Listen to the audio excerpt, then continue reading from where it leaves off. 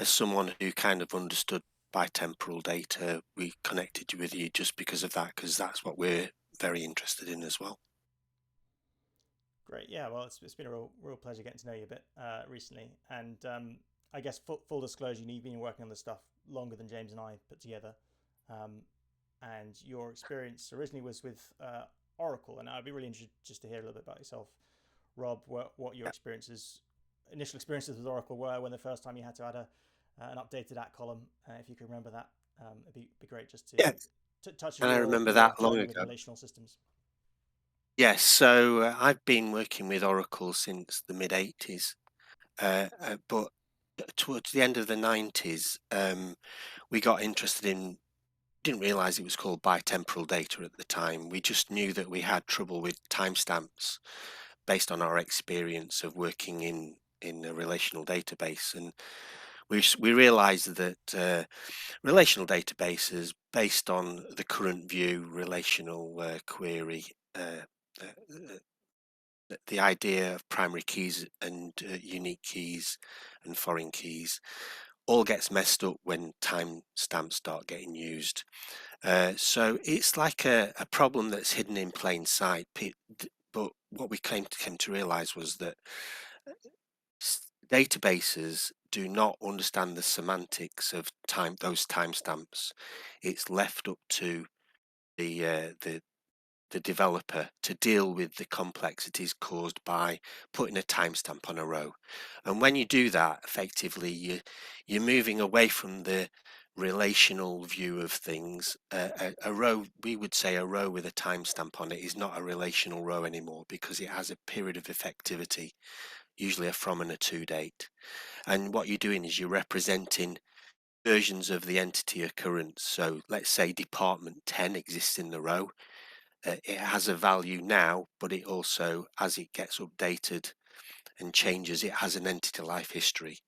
And as technical people, we understand that we have to create those. We want to store those versions, and business needs to store those versions as well, because just knowing about what you know now is usually not enough for business. They need to maybe predict what's going to happen in the future and know what has happened in the past to that entity occurrence. So, given that generic problem, all developers come up against it almost straight away as soon as you start using relational databases. And the natural thing to do is add a timestamp or a from and a to date to those rows. And as soon as you do that, you kind of step off a cliff of complexity. But the database isn't really going to help you with those dates. The syntax of it, yes, it'll allow you to store a date in the correct format, but the semantics of what those from and to dates mean always left up to the developer to deal with. And so we thought, since time is ubiquitous and always applicable to all data, just like with any framework, there must be a common pattern underneath. If you could solve that common pattern underneath and just deal with it once and put that solution into the framework of the database, then you could free up all the users from worrying about that layer. The database or a layer in the database would deal with that semantics of what those dates means, that what those date timestamps means, and it would provide all the constraints, and it would stop you from creating illogical inconsistencies of overlaps or gaps in existence, and referential integrity, and all of that stuff could be dealt with once in one pattern. And the data model that you're using could be to do with nuclear fuel reprocessing or manufacturing or sales or customers. It could be anything because time is ubiquitous. And that's why we got interested. And we came up with a layer that I think does that. And the whole point is to, just like with any framework, once you've got that solved and you can push it into the infrastructure, we believe that just frees up the end user for doing what they can do best, which is looking at the business requirement and modeling in the current view. So it's interesting you say that you came to bitemporality sort of as the concept a bit later. Just wonder sort of how what you came up with maybe differed from what you found sort of the other people in the industry were calling Yes. bitemporality. Yes, so we kind of We called it X time and Y time because we saw it like a graph. Y time being transaction time, X time being valid time. So we created our own little vocabulary of words that completely independent from what was going on. But as soon as we started to ask the questions, there were thousands of papers written, PhDs on it. Even back then, I think this topic had been going for at least 12 years before we got involved. Michael Schuler, which we're going to talk about in a minute, he was writing papers in 1977. So it was 1999 when we were looking at it, but there were people like Snodgrass and Darwin and Date. They were writing papers since like maybe the early 90s. And so we quickly became aware that all that stuff existed.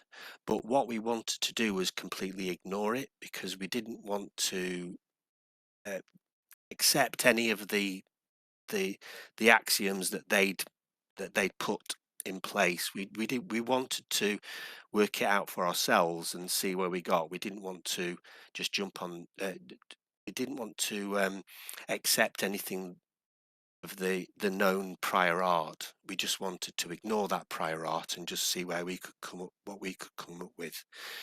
What it took us about 4 years. So by 2004, we'd written the code. And then we allowed ourselves to look back and see, oh, it's called valid time, is it? Not X time. Oh, and it's called transaction time, not Y time. But by then we'd solved, we think we'd done what we needed to do. So we were happy to read the prior art after that. Yeah, so it was interesting to see all those papers. Yeah. So did you get any surprises when you did finally sort of lift the lid of the box?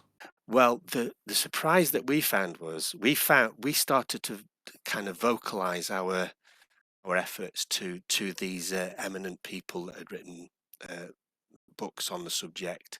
We contacted people like Snodgrass and Hugh Darwin and Chris Date. And what surprised us was we got a lot of resistance from that theoretical community, because it's almost like they didn't want the problem to be solved, because it was a rather nice problem to have, and we could write books about it and do theoretical lectures on it. But what surprised us was that all the solutions were all theoretical. There was no practical implementation of any of that stuff that we could see that basically passed muster as far as we were concerned.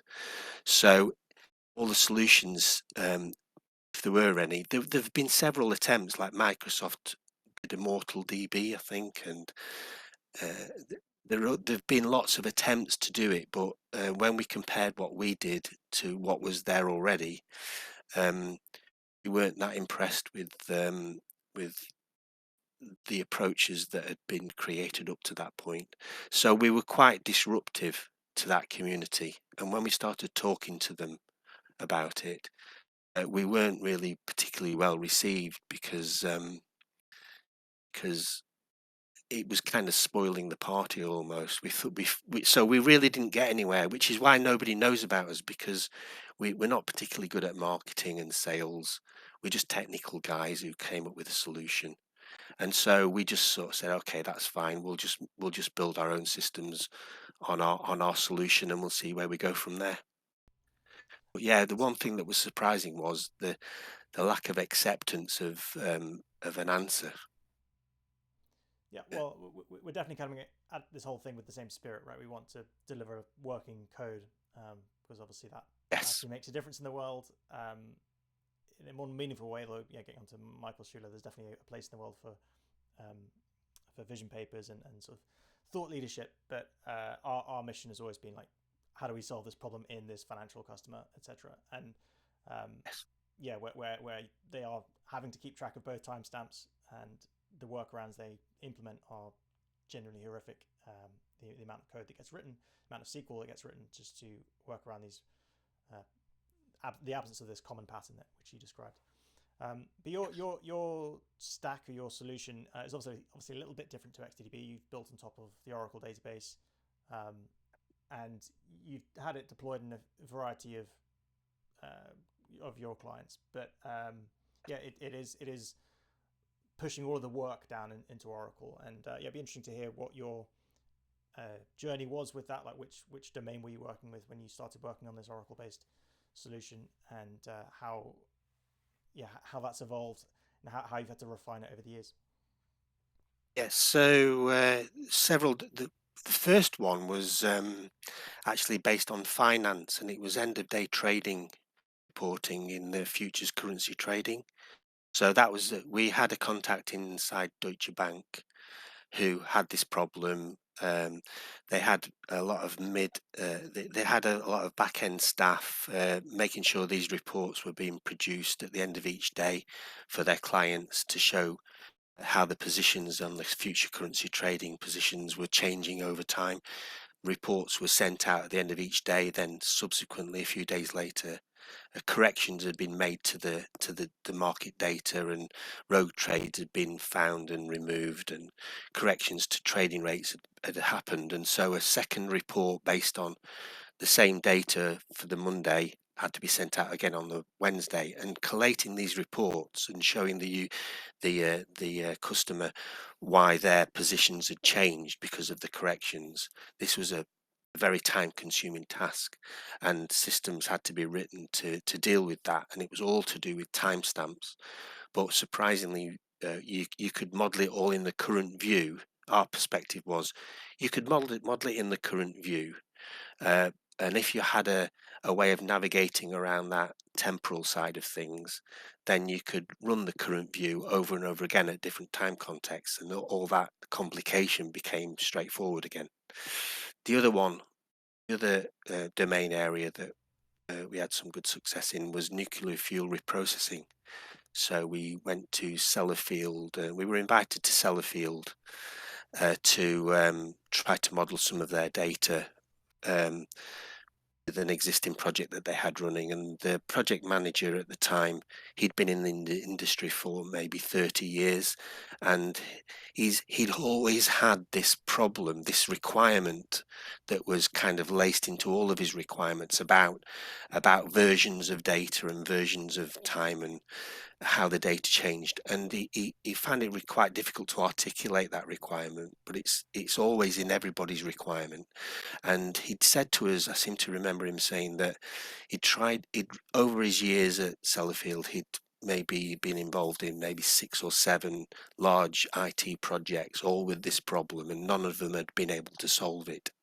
So we knew that we were onto something, because this is a ubiquitous problem. Since we've had databases, timestamps have always been a problem.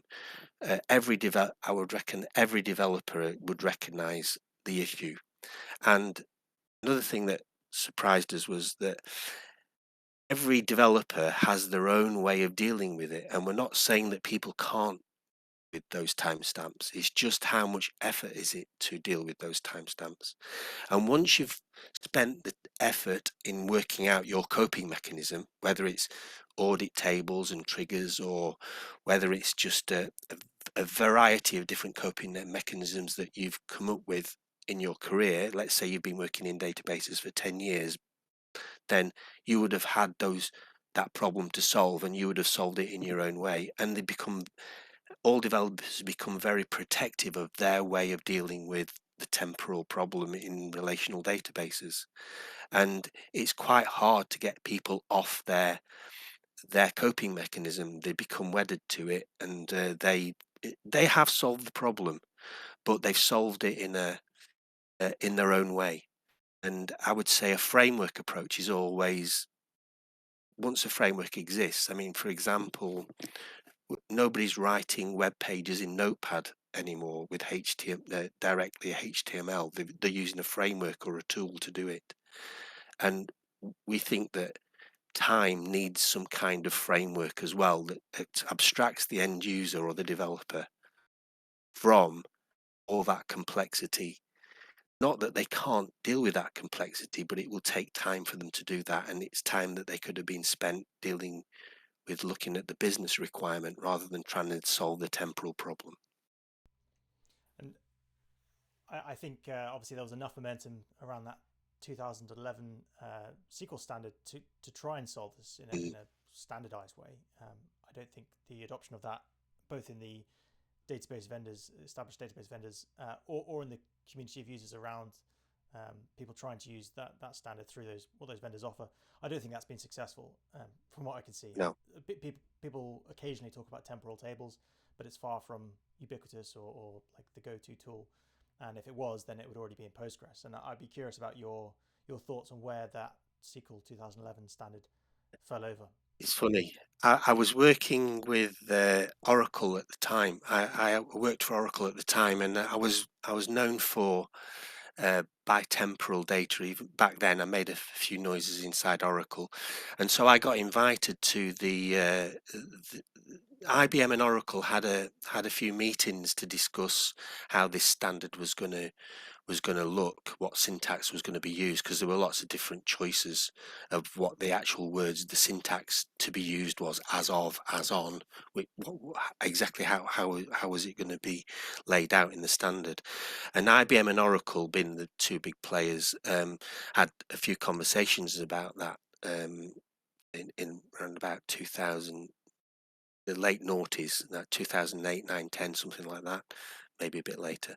I got invited to that, and I was a kind of a dissenting voice in that group, because I was basically saying, well, just providing that syntax really doesn't really help that much. It just keeps you in the weeds of, it gives you an easy way of providing a from and a to date, but we can already do that.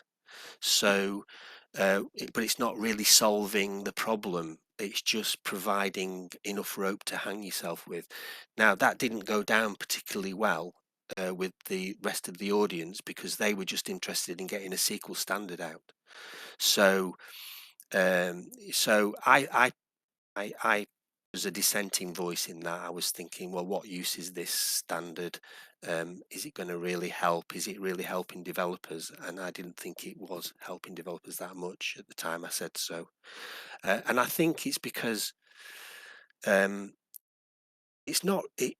People see it as, when you start saying bitemporal data to people, number one, it's quite a tricky concept, and if you don't abstract them enough from the complexity, then it just falls into a crack that people just kind of ignore it quite easy. They find it very easy to ignore, even though they've got their own coping mechanisms, and they don't really, if there's no advantage to the framework that's been offered, then they'll just carry on with their own coping mechanisms.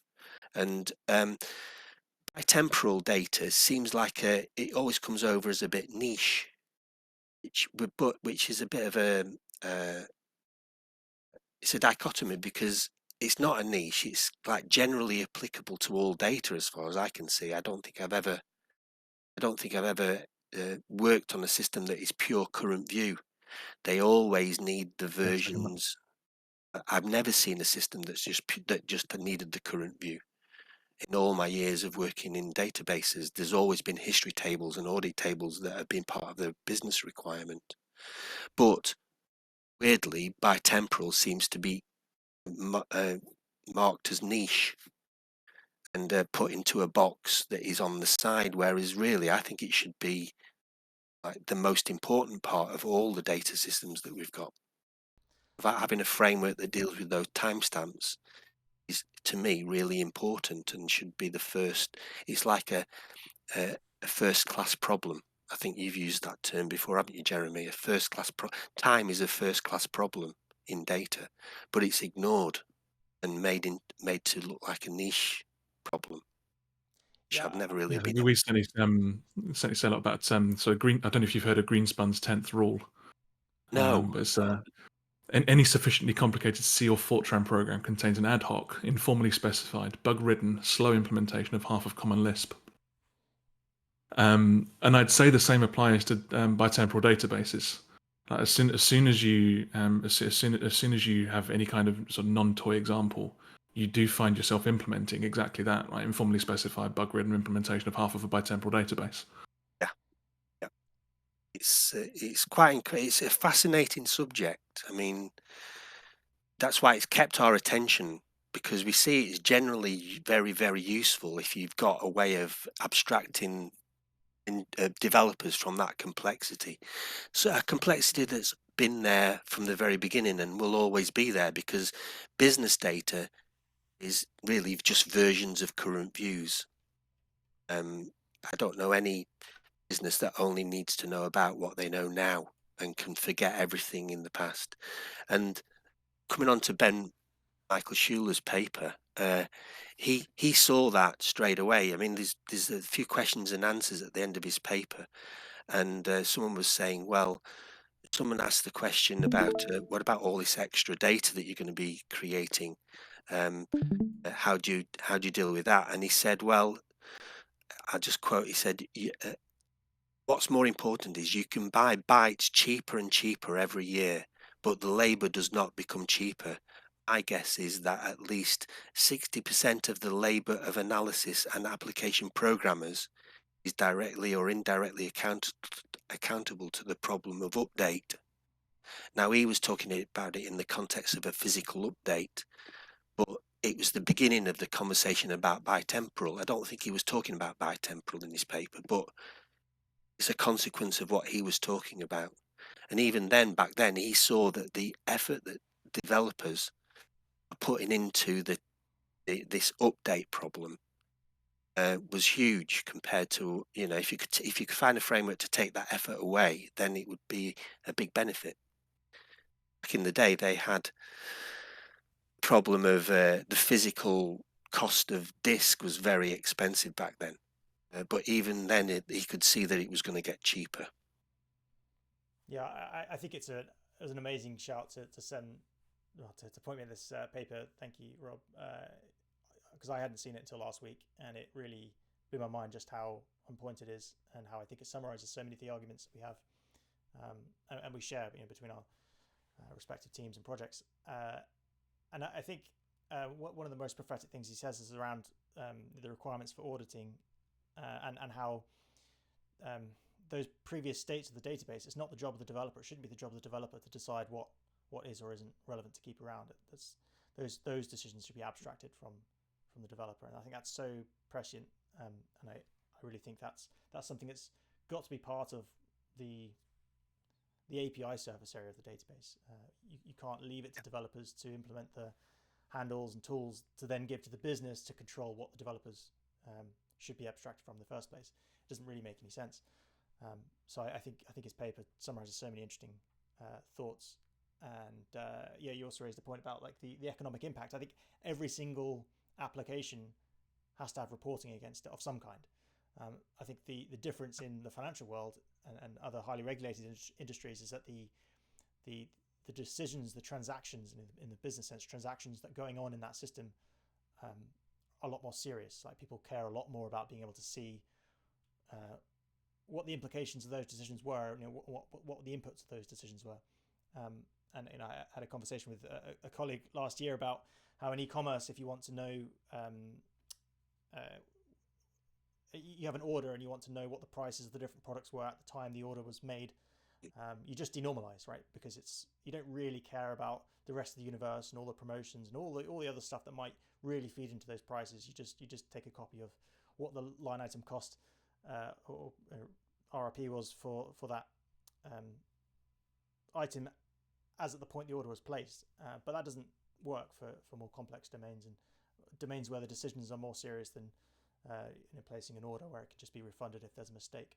And I think that's a big difference as well. Is some people don't see this as a problem because they fundamentally don't care about the accuracy of the data. But I think that's a silly place to be, because if you stop caring entirely, then errors compound and you end up with a business you can't keep track of because everything's changing all the time and there's no solid information to hold on to. And I think the thing that Update Reconsidered is arguing for is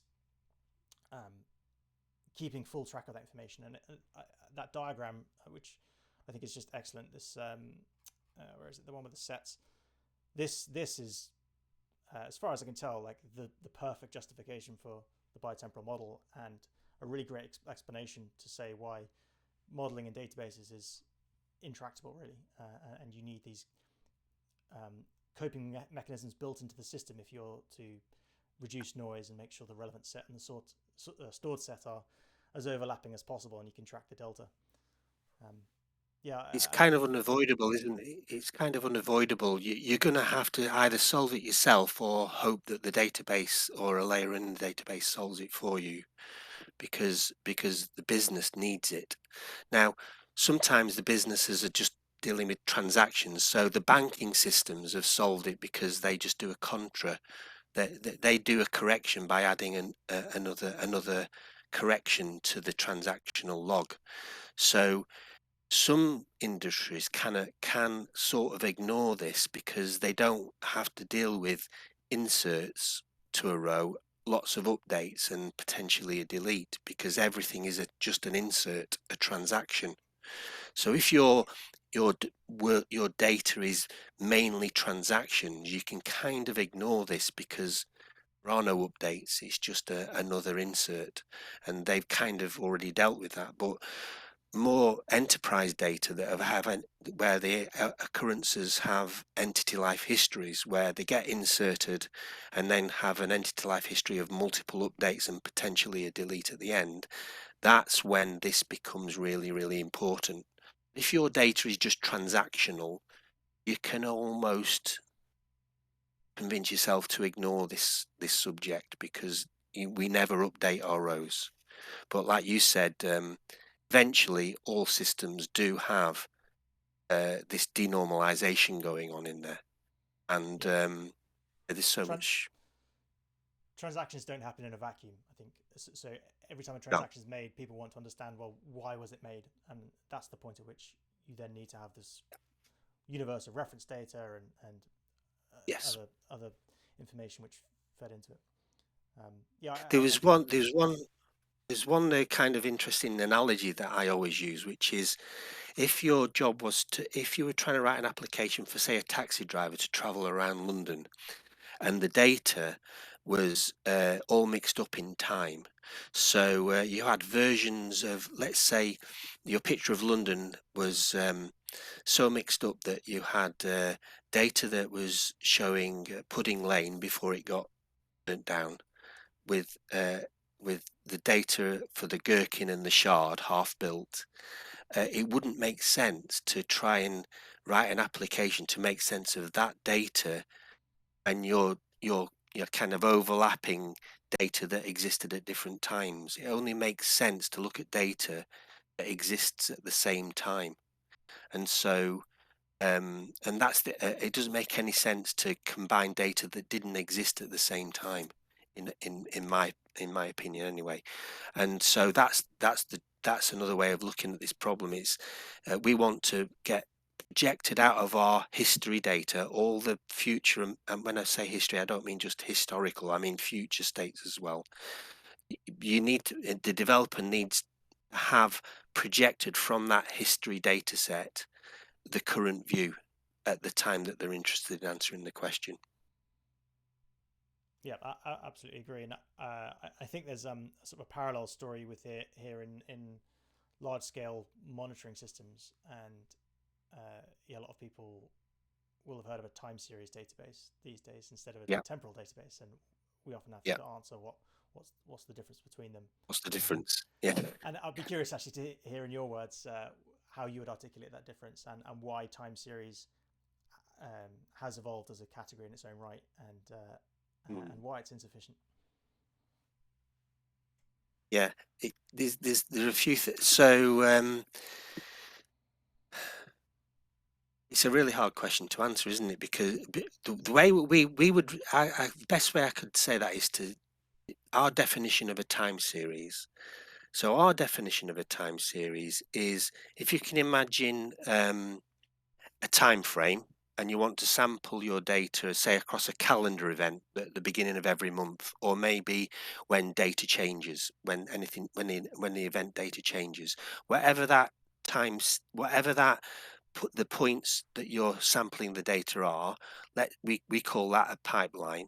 And each one of these points, if let's say it's the first of each month, like a calendar view of things, the first of each month, we would say that a time series is a pipeline of current views at known points. and and at each point, it's not just one measure that you're looking at, it's a query across the whole schema. So a relational query, multi-table joined query, pipelined at each point in time that you're interested in, and that's what we would call the time series. So it's almost like sampling the current view of the data at different known times, which is slightly different to it. I think normally time series are just that aggregation has happened somewhere else, and you're just showing the sum of sales at the end of each month, which is a much simpler way of looking at things. But you've got to ask the question: how did you get that data in the first place? So we would say that you sample the current view of the whole schema at known points in time, and that's what we would call a time series. It's Yes, more powerful. I think that's a good way of framing it. The time series databases of like popular names like Timescale and QuestDB, even KDB in the financial world, they're very good at storing these samplings of things. Yep. So they assume that you have some just numbers coming through with a single point in time attached, and you don't really necessarily care that much about the time that information arrived in your system, because you're really just using it for monitoring or for like observation over a universe. You're not trying to make decisions at the back of it, and you're certainly not trying to produce these very rich reports which require lots of joining. And if you do, you're willing to sacrifice the correctness quite often, or you're accepting that your data doesn't really need to be corrected, like your sensors are perfectly calibrated, or market data just fundamentally whatever the exchange said is what happened. Like there's no second version of the truth. But the moment you have to edit anything in that time series, a lot of these time series databases, I believe, don't really afford any way to retroactively say, oh no, this sensor was wrong, just ignore this whole chunk of data, but still give you access to the before and after, what that timeline looked like. And I think the maybe the main difference from what you've built, what we've built, is what the developer has to work with. Does it look like you're inserting rows in a table, or does it look like you're updating a single row? And I think that's a huge difference from a developer experience, and means that the retention rules over that history can be expressed in a very different way. And yeah, it's an interesting thing to have seen time series happen. And another sort of related point is the word data historian. I'll be curious to hear how you've seen those systems work and what the limitations of those systems are, because it's not something that many people will have heard of, but in certain domains, in certain industries, a data historian is quite an established software system. I'm curious what you're saying. I've not heard the term data historian. Okay. You just I don't know what you mean by data. Do you mean like the job? Yeah, no. I mean, so there's a Wikipedia page for it. I'll just bring it up actually. I feel like Okay, yeah, interesting. Joe Rogan or something. Data historian. So one thing occurred to me while you were asking the question was, what was the difference between update and correction? That's quite interesting. Yeah, I think we've got a definition of that, an update versus a correction. So we would define an update as an event that happens at a point in time where there are no future states that are going to be affected. So you're on the leading edge of the change of that entity life history. That's what we would call an update. We would call a correction is similar to an update. You're at a point in time, but at that point in time, there are future states that are going to be affected by the change that you're making now. And so you have to take into account the period of effect of that correction. So once you can move in valid time back into the past and the future, what that means is that you can go into the past, make a change, or you can go into the future and make a change. And as soon as you've got that ability, you then have to be aware of any future states, the next update or or correction that you're going to perform. If you don't have that ability to set a future data set, then all you ever have are updates. So you're on the leading edge of change. You don't need to worry about future states. You're not affecting the past states because they're in the past. Corrections are all about making sure that you don't upset what has been put into the future state. Oh, that's interesting. I think we have maybe have a slightly different definition. Sorry, Jeremy. But it's useful to get to the bottom of this one, I suspect.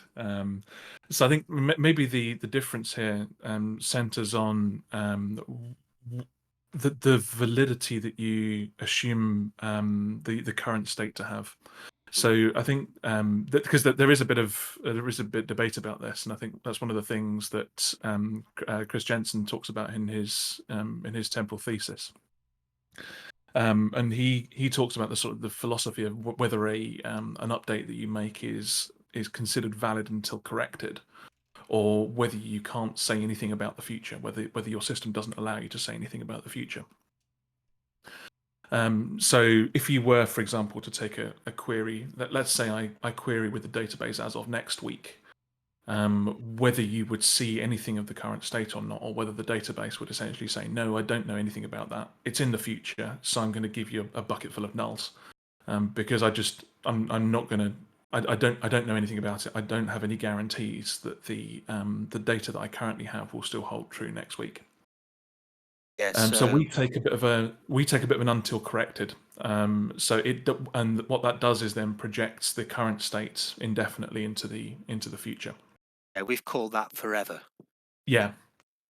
We have that. So I think we agree. There's if nothing it's a bit like Newton's second law, isn't it? Nothing will happen to that data until acted upon by an event. So Yeah. it lasts forever, doesn't it?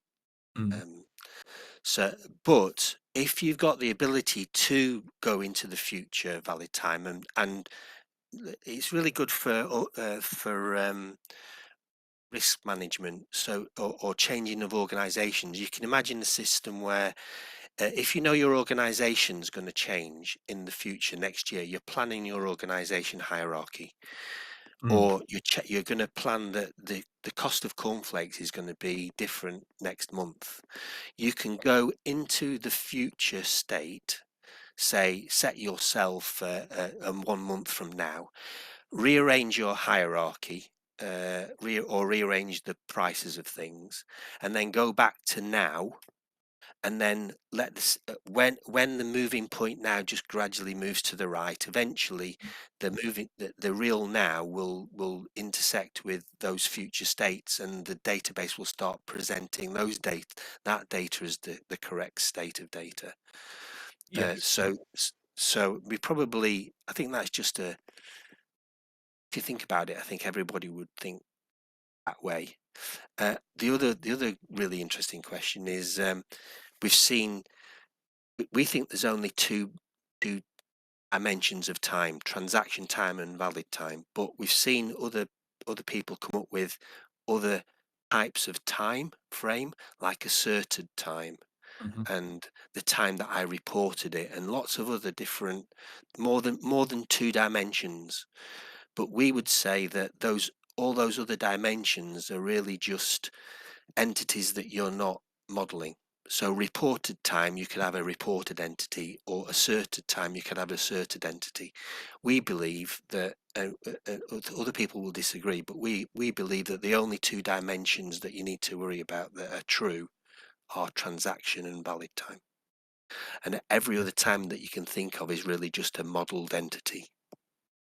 This actually touches on the question we got in the chat from Matthias, so it'd be a good time to bring him in if he's there.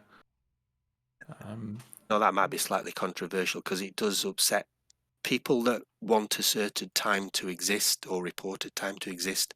That's going to be really upsetting for them that I've just said that. But that's just an opinion that I have. Well, I'm really glad Yeah, we found. Sorry, Jimmy. I'm glad you brought it up because it is a question I wanted to ask. Sort of how you've dealt with this and the tritemporal model, etc. And yeah, in the past, I don't know if you're going to say this, James, but like we've always sort of brushed it aside and said, well, yeah, it is a modeling question.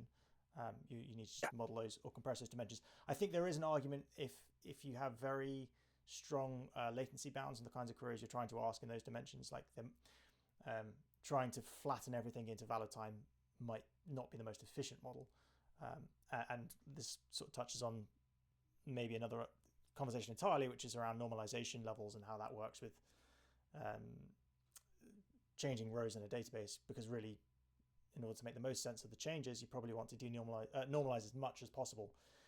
In which case, you're going to have like a billion joins to just do a simple query, and that's going to be very slow. So we're always navigating around this performance trade-off spectrum, and that's the only argument I felt makes sense for justifying other types of dimensions being pushed down into the databases if the performance isn't enough. There's one really. So a good example would be, imagine you've got a row that is representing a person. And in your model world, you don't really care about the marriages and the divorces that that person has had in their life, but you do have a married date as a non-identifying attribute of that row. So some dates are like that. They're nothing to do with the existence of the row. They're just a fact about that entity. So let's say married date, the date that you were married, and you may even have the date that you were divorced. So two rows with dates that are nothing to do with the existence of the row, but they are a fact about that person.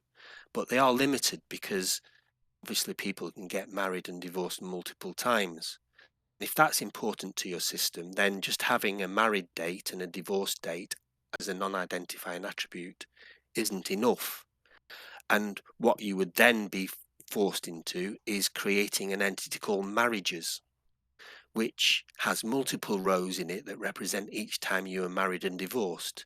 And now the married date becomes the effective start date of one of those rows in that marriage table. So we would say that some dates, not all dates are equal, just like in some are more equal than others. Dates that reflect the existence of the row are important for referential integrity. Other dates are just labels of dates, and they are kind of denormalizations of entities that you're not interested in modeling. So if you're in a system where you don't care about how many times someone's been married, you just need to have a record of if they're married now or not, then you would just have a non-identifying attribute. If you're interested in how many times somebody's married, you have to model it as a table with a referential a referential link to the person table. Yeah, you're So making the and all distinction here dates are like that. Yeah, so you're making the distinction here between events and state, aren't you? Essentially, so that you've got Yes. the event of someone getting married, which again with this example specifically, you'd be tempted to give that sort of its own validity, which is why, as you say, that the valid time here is the fundamental concept here. Yeah. But I mean, you might be thinking on sort of other much sort of short-term events, like things like we've been dealing a lot with sensor readings recently, for example. Okay. And in those cases, we choose rather than modeling them as sort of as you say, sort of state on an individual document, we may well take that out into its own sort of individual events, and say, right, okay, this is an event on the timeline at this point in this sensor's entity history. This was the current state of its reading, and you've then got the ability to go back and forward through valid time as need be. Like the timeline of your sensor then gives you the history of all of its readings. But yes, something like maybe not a marriage as such, but let's say an order being placed. Like if that event is important to you, then you can model that as a very short period in valid time for that order. I think we probably, our worlds don't collide too much because the the kind of system, it all kind of depends on the kind of systems that you're trying to model and deal with. I've got a feeling that your business domains are more financially oriented and sensor oriented for trades and things like that. Uh, our customers, the data that they have is more like entity life histories. So like uh, a row that has a period of effect that lasts for several years and is updated multiple times during its life Yeah. during its life cycle. Not so much like sense. I don't think we've ever really dealt with sensor type information in any of the systems that we've written. They've been more like enterprise, like long running entity life histories that last for a long time and occasionally get updated. So actually, funny you said it. So as part of the research that we were doing for XT, we actually went through and I've recently released a what I've called a taxonomy of bitemporal data, which is essentially a categorization of all the different types of temporal data that we've seen, both the ones that sort of XT's existing clients use, but also sort of experiences from people within the team that where we wish we'd have had a bitemporal database like in a previous life. And I've shared that in the chat. And maybe Jeremy, you want to, I don't know if given your streaming. Yep. And do you want to put it up, or I can? Yeah. I can talk about the. Yeah, can talk about the different sides, different sort of types of bitemporal data that we've identified here. And I've split this down to three really. So you've got the queries over, like the query filters that you have over temporal data, which is a little bit higher up. This is looking at sort of the this is looking at the both the content and the temporal filters that you apply to these. These aren't necessarily so interesting.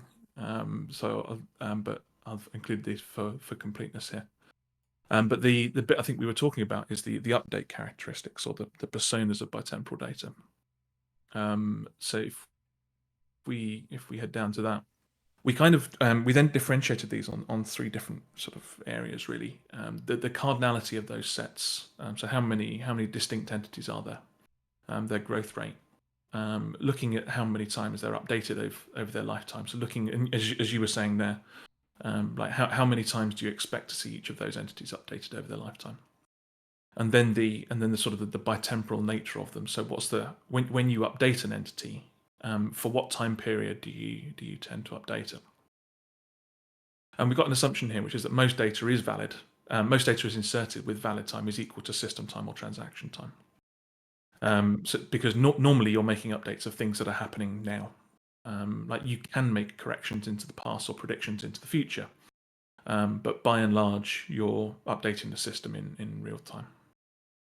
Yeah, so just a quick one on that one then. So if you're retrospective, let's say the real event happened, the property was bought or the customer became a customer, you may be kind of doing that retrospectively. So actually the customer you're entering into the system of record that we have a customer or that the property was sold, but that business event happened last week, but you're putting it into the system of record now.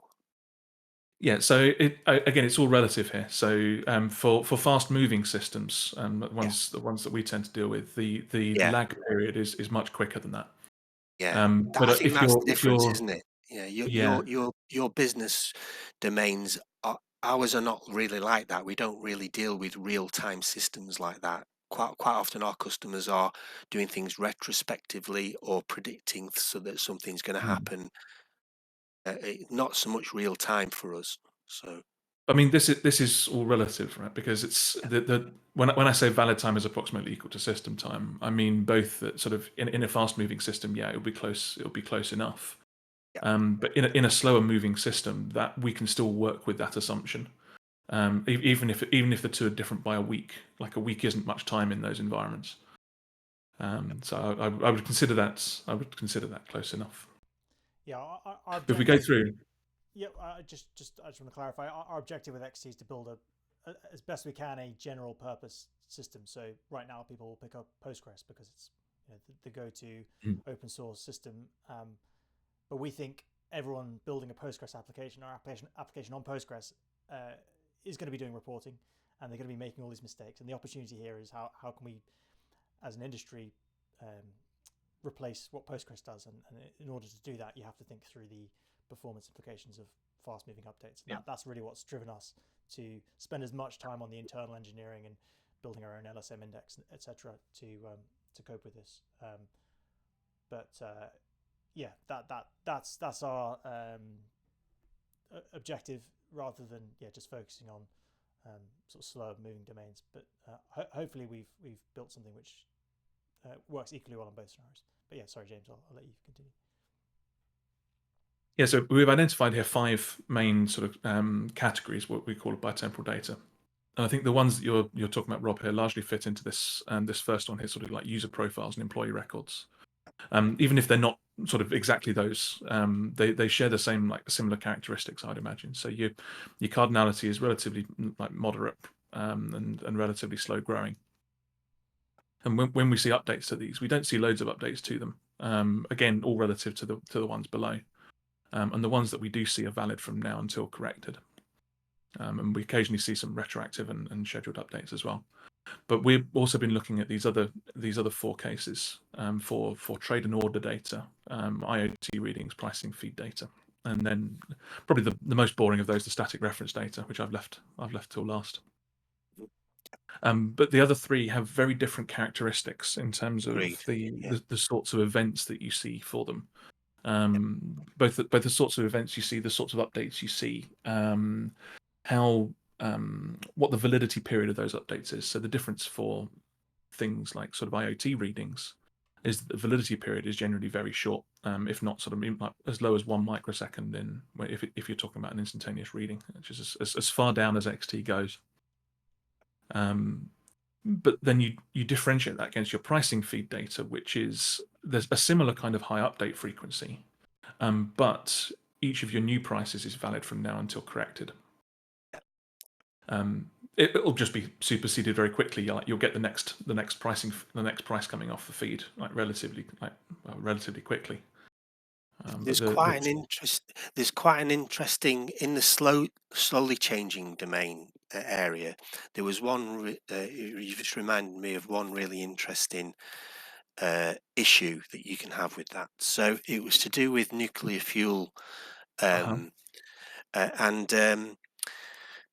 one measure is they need to know how much uranium is being moved around this plant, and obviously you don't touch the actual nuclear fuel. They're in containers, and these containers have weights called tare weights, and they're basically imagine a bucket with some uranium in.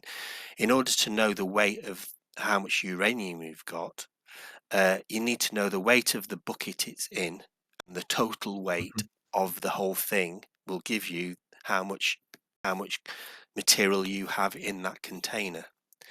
But it's possible that the contain and that may have gone through your system, and it's possible though that someone may have misweighed the container and realize that and make a correction. But the weight of the bucket was defined at some time in the past, and since then lots of further ways of the material and the bucket have happened in the life history of that bucket moving around the plant. But if you go back into the past and correct the weight of the bucket at some point in the past, it's quite possible in some circumstances that you get a negative amount of uranium. If you've got a really bad measure on a container and you correct it, then unless you go through every version of the future states and check the consistency of that calculation of how much uranium you've got, is the amount of the bucket plus the total amount of the uranium plus the bucket minus the weight of the bucket equals the weight of the uranium. You could get that could become a nonsense result if you badly got the weight of the bucket wrong in the early part of the entity life history. And the only time that those constraints are checked is when a record is created. So one interesting problem to solve with all of this is, how do you make sure that the constraints are checked in the future without actually creating a row every time you make a change in the future? So every time you make a correction, you're almost forced into building the entire entity life history again, because you have to make sure that those constraints fire for those future rows. So we called it a jagged bottom versus a flat bottom. So you can imagine, to save disk, you might consider only updating records that are affected directly by that at that point in time. But the thing is, if you do that, we called it a jagged bottom because it kind of, you only have rows to represent data as it changes, and at transaction time now, you don't have a complete layer of data, because you can infer a value to go back in past transaction time and just bring it down logically into the now transaction time. But if you take that approach, and we did consider that approach at one point, if you take that approach, then you can't guarantee that your data is going to be correct, because you need a constraint to fire at all points in the entity life history to make sure that your corrections don't create any logical problems. Does that make sense? So what do you do at that point then? Do you forbid the update that says that that the box, you've got the box weight wrong? Yes. Because So if you've you either you, so if you've made a if the constraints are firing in the future, and you every time we do an update or make a correction, um, our granularity is the entity life history. So if we can't if the update is lasting forever, or Mhm. until a certain point in time, if there's at any point in that time that updates are lasting for, if any constraint violations happen, then then we disallow the transaction, we roll it back, because you can't have an inconsistent data set. So that update that you think is going to correct the problem isn't the true cause of the problem. If you've actually got your weight wrong, and the Mm. bucket was actually a certain weight, it means that the future, that future, it can't be true that there's negative amount of uranium in that bucket in the future. So something else must have gone wrong. So So we don't. what does your user have to do in that case? Because they presumably don't know then what the weight of the uranium was at the point at which you're now deeming it incorrect. Yes. Or the way we see it is that you're correcting the reality of the situation. So the fact that a mistake has been made with the weight of the bucket, this analogy might not translate into to answering that question, because it's just an example of a measure happening that causes a Mm. logical inconsistency in the future. So if you've literally got the weight of the bucket wrong, and you've overestimated the weight of the bucket, which means that actually there's negative amount of uranium in another measure, that probably that situation probably won't happen, because it's impossible to have negative amount of uranium in the, and all we're trying to do is update the system of record. So it was just the example that came up at Sellafield was they thought that this was an important part of the problem. And all I'm trying to say is that unless your constraints are firing for a physical row being created, you can't really rely logically on you can't rely on the logical assertion that the future states are going to be okay, unless you've got to actually create those future states. That's what we found anyway. You literally have to you're at a point in time in your entity life history. You may have gone back into the past. uh, the only way to guarantee consistency in the data is to recreate the full entity life history all the way through to its conclusion each time you do an update. which seems like a massive overhead. But if you don't do it, the only time that a constraint fires in the database is when a row is created, and you need those rows to be created in order to fire the constraint. So My concern there would be then preventing any further updates to the database. I cannot make an update that I know to be true. I cannot now store a fact that I know to be true in the database, unless I can complete the picture and correct the picture for. You have to be able to, you have to be able to correct the picture being the entire entity life history. The way that we've done it is that it's almost like the granularity is not columnar, it's not row, it's entity life history is the granularity. So unless you can, so I mean, XT is obviously quite a bit more of a lenient database in that respect, and that we sort of prevent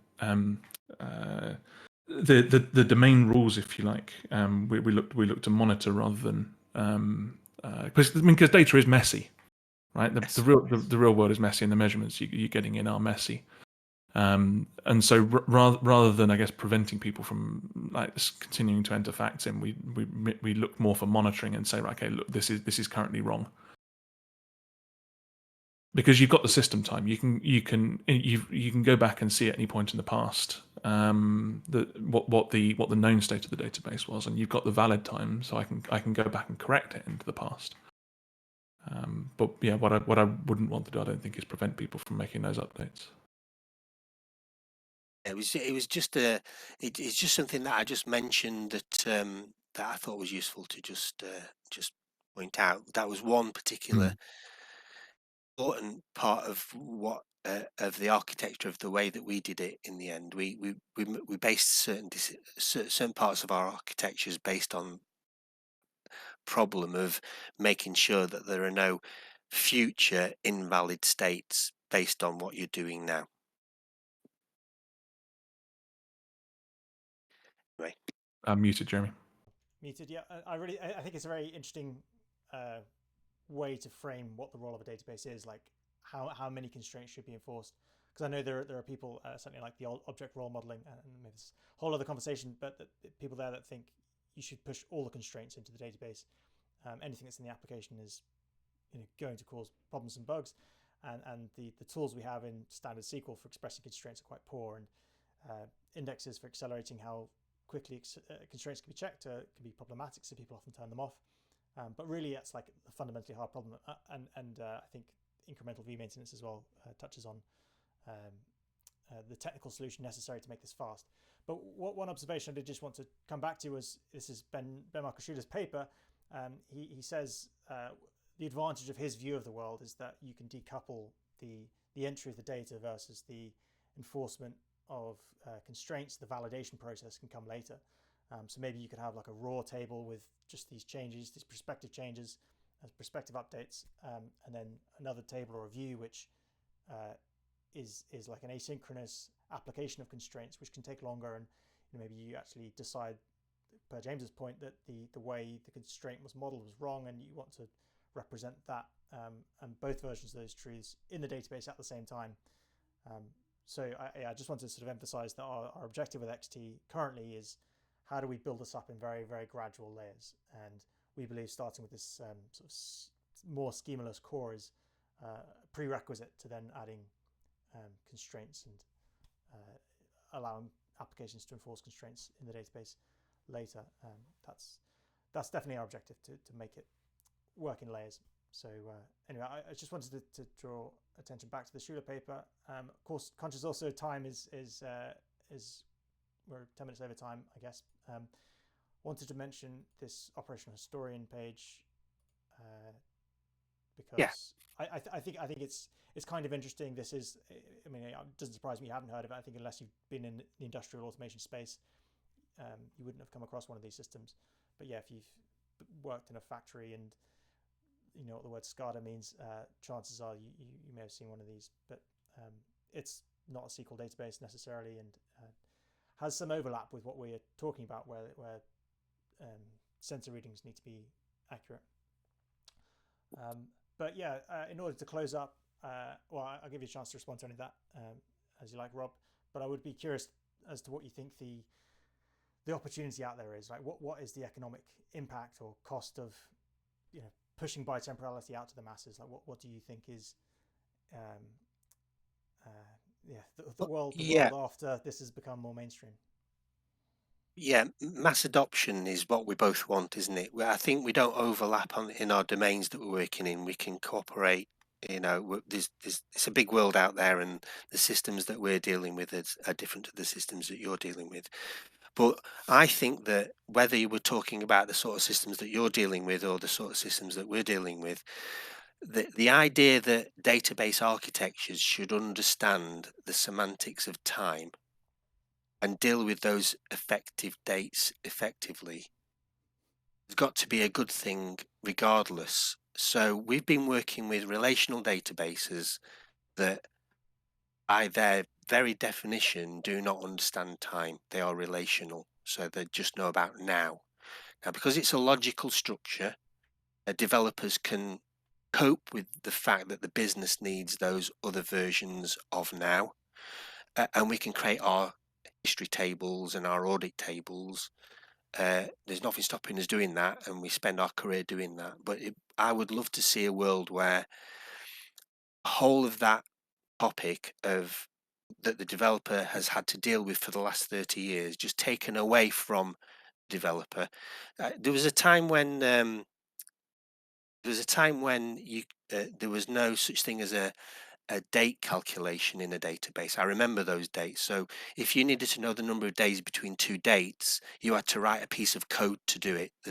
You had to write a piece of code because there was no date function, there was no average function, there was no sum function.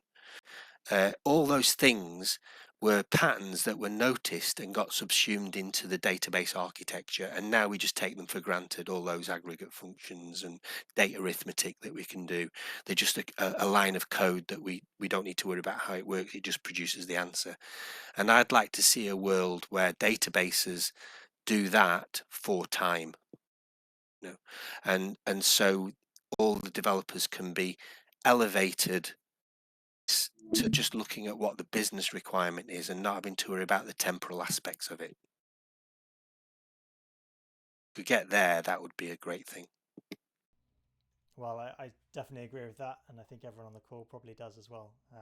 So yeah, thanks. That's a really nice way to conclude the chat. And if anyone wants to ask Rob anything, can we email you? How do we get in contact with you, Rob? Yeah, my email is rob@ld8a.com. So if you want to ask any questions, I'm more than happy to take them on there. Fab. And yeah, given the number of things we haven't talked about still, but maybe we'll grab you on for a part two. But yeah, it's been a real pleasure, Rob. I'm going to end the recording. If anyone wants to stick around for Q&A, we can do that. But yeah, thank you all very much for your attention.